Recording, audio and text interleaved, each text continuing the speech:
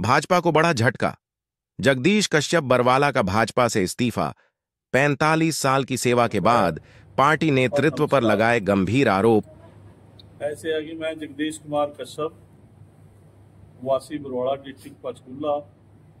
मेरे पिताजी का नाम श्री प्रेमचंद आर्या और दादाजी का नाम श्री दयाल प्रसाद आर्या।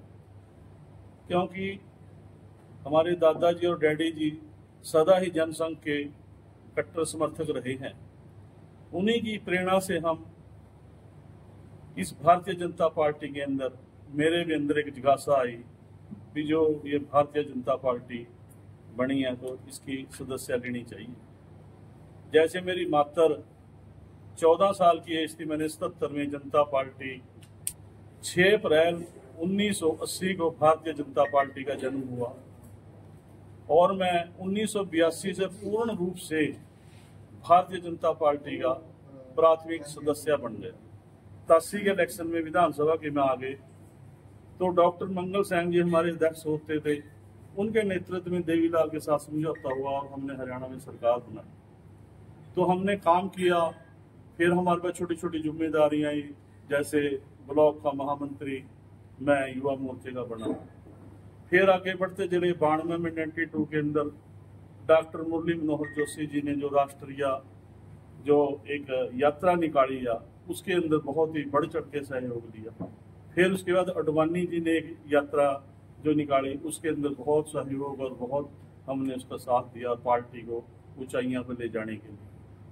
फिर हमारा बंसीलाल जी के साथ समझौता हो गया और हमने सरकार बनाई सन 1996 के अंदर। तो हमने बहुत बढ़ चढ़ कर खुशी से काम किया।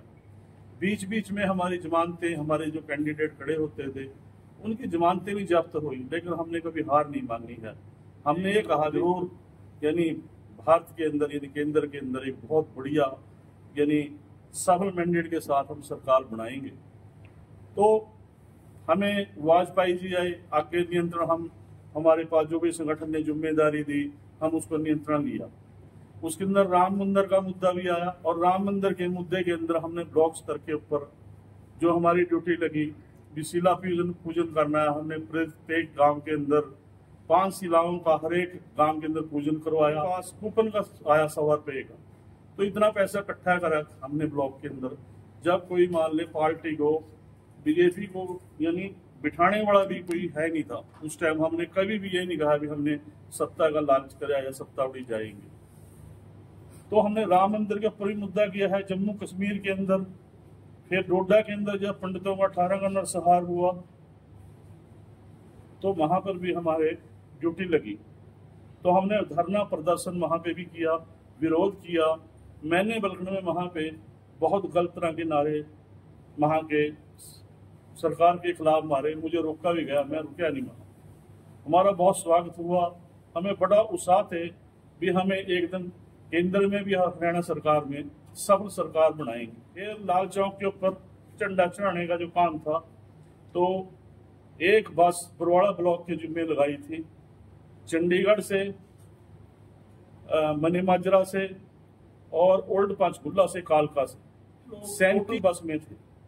उन 37 लोगों में से मैं अकेला एक था, जगदीश कुमार कश्यप। और जिस टाइम चंडीगढ़ क्रॉस करे हम मिलिट्री ने रोक लिए। उन्होंने कहा कि आप बस नहीं आगे ले जा सकते, आप काफिले के अंदर जाएंगे और बसों को आने दीजिए। जैसी बसों का काफिला आया और हमारे साथ सिक्योरिटी आगे पीछे लगी, फ्लोर के ऊपर यानी हमारी बसों के ऊपर गोलाबारी भी हुई है। हमने जान की परवाह न समझते हुए भारतीय जनता पार्टी के यानी लगे रहे और इसको पूरा भरपूर वोट, नोट, सपोर्ट, अपनी मेहनत हमने चलते रहे। और वहां पे जिस टाइम हम वहां लखनपुर बॉर्डर पर पहुंचे तो हमें वहां पे गिरफ्तार कर लिया, भी आप आगे नहीं जा सकते। हमारा सीनियर नेतृत्व मुरली मनोहर जोशी, वाजपेयी जी, सुरेंद्र बख्श जी, राजमाता सिंधिया जी और सूझभान जी बाई एयर से लाल चौक पे, मोदी जी वहीं पे पहले गए हुए थे।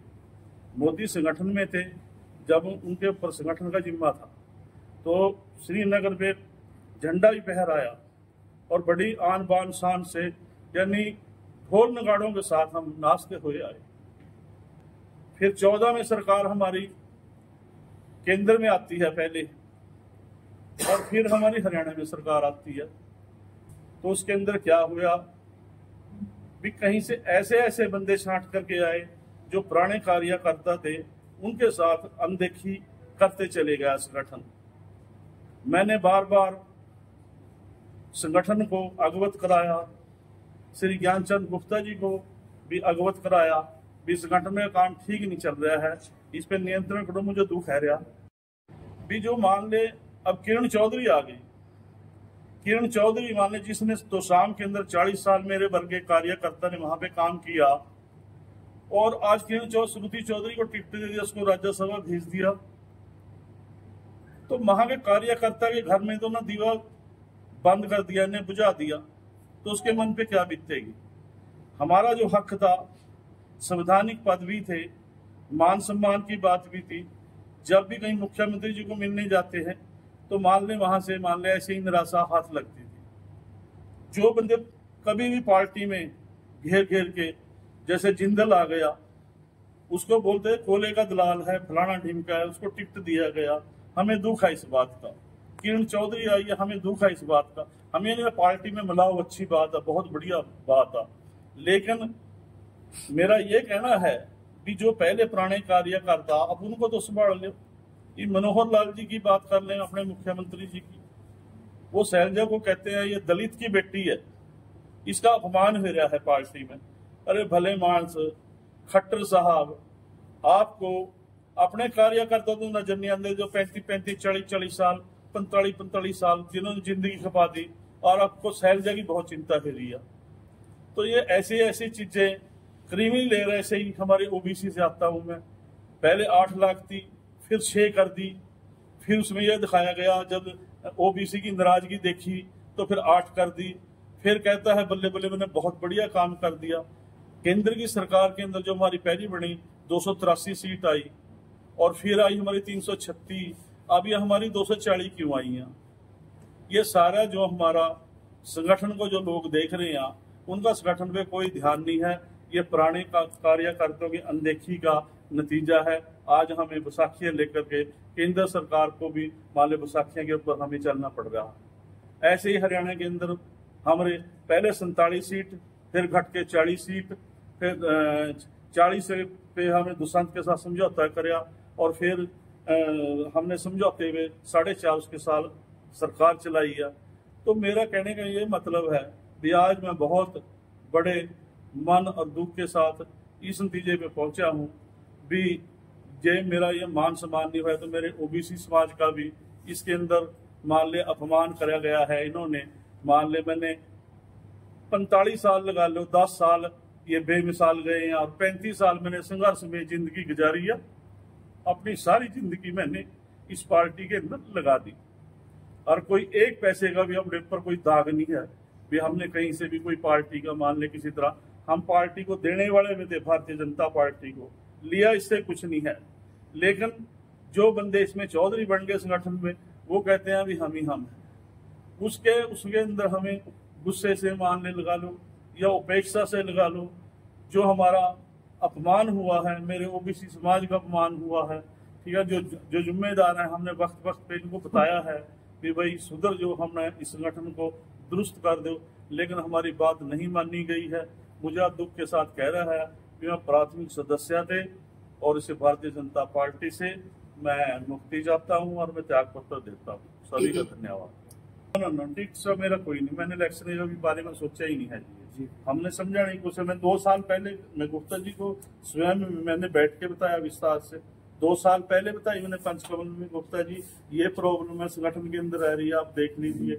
और मैंने इसको धनखड़ को दोषी माना है, इसमें जिले के लोगों को दोषी माना है, ये मैंने उनके सामने पंचकमल में बैठ के कहा है। तो उन्होंने क्या जवाब दिया? उन्होंने कहा जी कोई नहीं, ठीक करेगी, लेकिन ठीक नहीं हुआ है वो। हमें तो संगठन की बात है, हमने तो अपने खून से पार्टी को सिंचा और बड़ी कराया, तो वो उसको यानी ब्लैकमेलिंग कर रहे हैं। जो राष्ट्रीय हमारा उपाध्यक्ष रहा है, उसमें लिस्ट में मेरा नाम भी नहीं है। ज्ञानचंद जी पढ़ रहे फलाना, ये नाम वो नाम, मैं भी तो उसमें चला गया गलती से। मैं गुप्ता जी मेरा तो नाम है नहीं इसमें, गुप्ता जी कह रहे हैं कोई बात नहीं, आप बहुत वरिष्ठ नेता हैं, आप बैठो। मगर नहीं, मैं तो जा रहा हूँ। तो यानी एक राष्ट्रीय अध्यक्ष रह रहा है। और जैसे पन्ना प्रमुख है, हमारे पन्ना प्रमुख वर्ग कहाँ है जी? पन्ना प्रमुख कहीं भी नहीं है। शक्ति केंद्र कहाँ है? कहीं भी नहीं है जी। तो ये जिस तरह एक संगठन ने ना, जिस तरह कहते हैं सत्ता के जो 10 साल बेमिसाल आए यहाँ, वो कोई औरों पासा चले गए बेमिसाल।